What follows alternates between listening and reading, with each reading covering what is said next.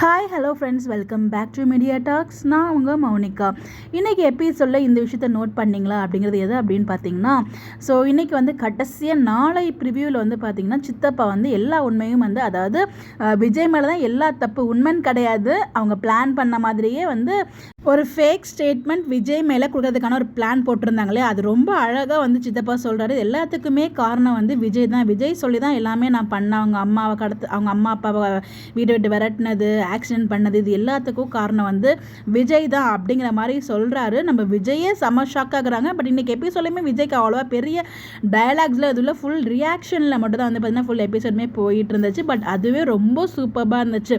So reaction, actions எல்லாமே செமையாக இருந்தது. பட் இவங்க இப்படி சொல்லும்போது வெண்ணிலா செம ஷாக்காக வந்து பிஹேவ் பண்ணாங்க. நாளைக்கு ப்ரிவியூவில் காமிக்கும் போது எனக்கு என்ன ஒரு டவுட்னா, பசுபதி அவங்க சித்தப்பாலாம் பேசிகிட்டு இருப்பாங்க இல்லையா, பசுபதி, அஜய், ராகினி 3 பேர் பேசிகிட்டு இருக்கும்போது இந்த விஷயம் வெண்ணிலாவுக்கு தெரியும். ப்ரெஸ் மீட்டுக்காக மட்டும், அதாவது மீடியாவுக்காக மட்டும் மாதிரி போய் சொல்லுவோம், வெண்ணிலா கிட்ட எல்லா விஷயத்தையும் உண்மையை சொல்லிடலாம் அப்படிங்கிற மாதிரி தான் சொல்லியிருப்பாங்க.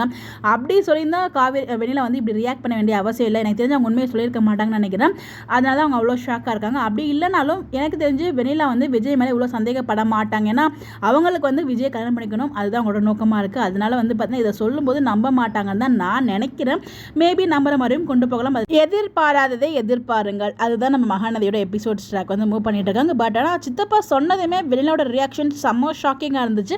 அதை பார்த்ததுமே எனக்கு வந்து எனக்குள்ளே இருக்க ஒரு தாட் என்னென்னா, அப்போ வெண்ணிலா கிட்ட உண்மையை சொல்லலையோ, இவங்க மாதிரி பொய் சொல்ல போகிறாங்க விஜய் மேலே அப்படிங்கிறது ஒரு டவுட். ஏன்னா அவங்க அப்படி தான் சொல்லியிருந்தாங்க, வெண்ணிலா கிட்ட உண்மையை சொன்னிடலாம், அப்படி சொன்னால் தான் வந்து விஜய் வந்து உங்கள் கழுத்தில் தாலி கட்டுவார் அப்படிங்கிற மாதிரி சொன்னோன்னா அவ்வளோ வந்து அக்செப்ட் பண்ணிப்பா அப்படிங்கிற மாதிரி வந்து சொல்லியிருப்பாங்க. பட் ஆனால் அவங்ககிட்ட சொன்ன மாதிரி நமக்கு எபிசோட் எதுவுமே காமிச்ச மாதிரி நான் பார்க்கல. நான் கூட நினச்சா சொல்லிவிட்டு நமக்கு அது ஃப்ளாஷ்பேக் சீன்ஸில் காமிப்பாங்க அப்படின்னு சொல்லிட்டு. பட் ஆனால் வெண்ணிலாவோட ஷாக்கிங்கை பார்க்கும்போது எனக்கு வந்து ரொம்ப அப்படியே அதிர்ச்சியாக இருந்துச்சு. சொல்லலையோ அப்படின்னு சொல்லிட்டு எனக்குள்ள ஒரு கேள்வி இருந்துச்சு. அதே தொடர்ந்து விஜய் மேலே வெண்ணிலா வந்து சந்தேகப்படுவாங்களா அப்படிங்கிறதும் எனக்குள்ள ஒரு கேள்வி இருந்துச்சு. வெயிட் பண்ணி தான் பார்க்கணும். நாளைக்கு எபிசோட் பார்க்கும்போது நமக்கு ஒரு கிளாரிட்டி கிடைச்சிடும். வெயிட் பண்ணி பார்ப்போம். உங்களுடைய கருத்துக்கு உங்களோட பாயிண்ட் ஆஃப் வியூ என்னன்னு சொல்லி மறக்காமல் கமெண்ட்டில் ஷேர் பண்ணுங்கள். இந்த மாதிரி அப்டேட் தெரிஞ்சுக்க நம்மளோட சேனலை ஃபாலோ பண்ணிக்கோங்க. Bye bye.